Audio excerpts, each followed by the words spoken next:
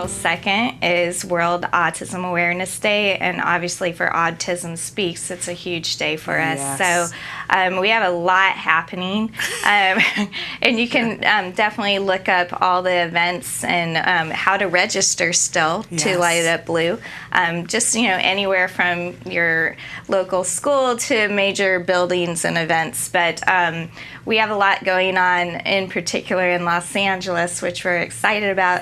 Capitol Records will be lighting up blue the week of April 20th for an entire week.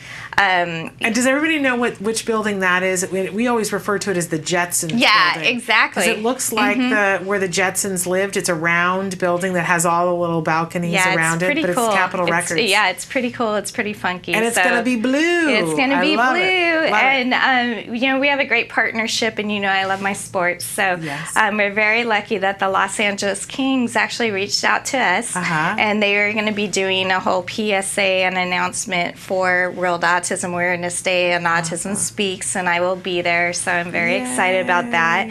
And we'll have information for our families at that event. Wonderful. But there's several things happening across, downtown and just many places, everywhere actually, through Los Angeles, Orange County, and San Diego. So we're really grateful. I do have to give shout outs to Autism Speaks U, which are, our college students, where they're really helping us out as well. For example, UCLA is going to light it up blue, UCI, Cal State Fullerton, and also down in San Diego, their university. So it's going to be really great. So keeping us really busy. Yes. So remember locally to light up blue too. Home Depot is selling special lights for us. So it's just a really fun thing.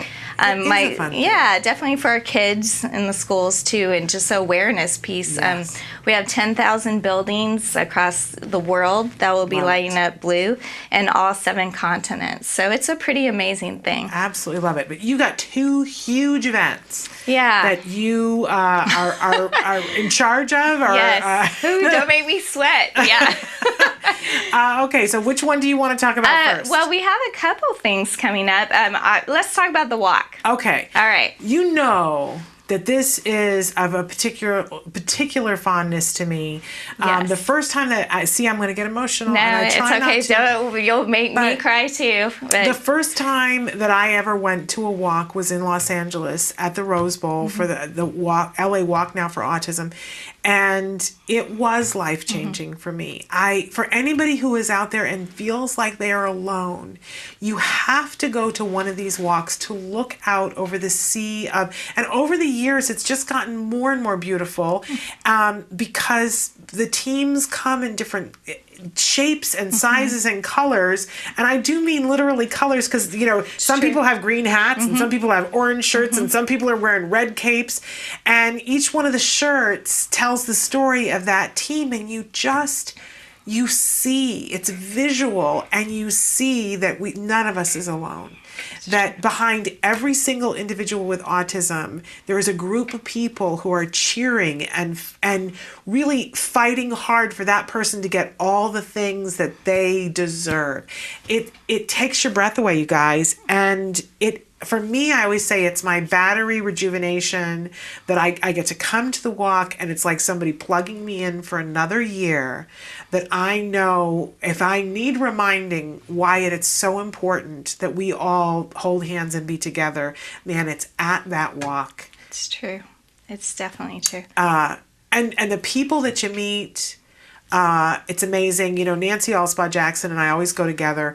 And one of the things that we talk about every year is the difference that we have seen in the last 5 years, because you will see the adults that are there on the spectrum that are more profoundly affected, that are sometimes there with the group home that they're with, and you meet these wonderful, wonderful adults, but you see the challenges that they're having to overcome on a day basis. And then you see the 18-month who toddles up and mom says, we just got a diagnosis and we've already started ABA, and you go, look at the difference that's being made. Absolutely. It's amazing. So I urge everybody, you got to go. You've got to go. You have to Definitely. be there. And when they go, you have put together an amazing, amazing event for them. Tell them some of the things that you've got this year. Well, definitely, we have amazing things. I do want to say, I understand for me, it's definitely a personal journey as well. My family found the first walk, which was actually Cure Autism Now at the time, Yeah. at Dodger Stadium. And this was 4 months after Dylan, my oldest son, was diagnosed. And we've been going as a family for 11 years. So to be able to direct this now is extremely emotional. Yeah. And again, for me, I understand what you're saying of year after year and, evolving as a family, as a mother, but also seeing the difference and seeing the impact that this walk makes. It really, really hits home.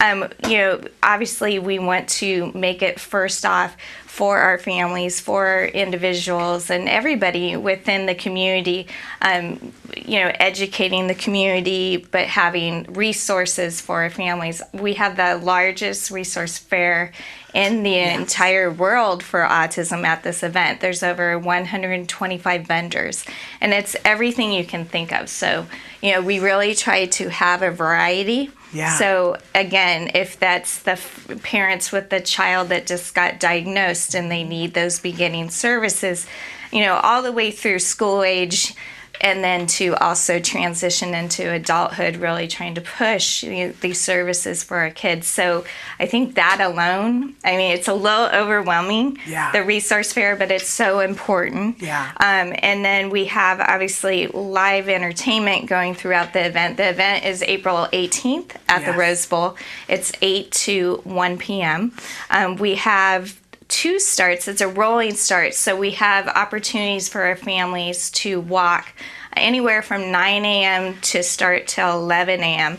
There's 2 different walks. So there's a traditional 5K, which is really beautiful because we actually go around the Rose Bowl and then we go actually within the golf course. So it's really a pretty setting. Yes. The kids love it. Yes. And then we also have a short route option. So there's also, for us, maybe not the kids, but, if you only want to do the 1.5 miles, that you have that option also.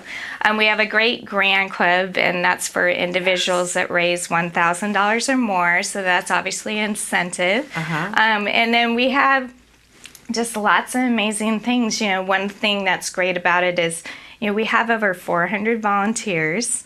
We're anticipating over 50,000 walkers. As you said, every year it grows and grows. It's just an amazing sea of people.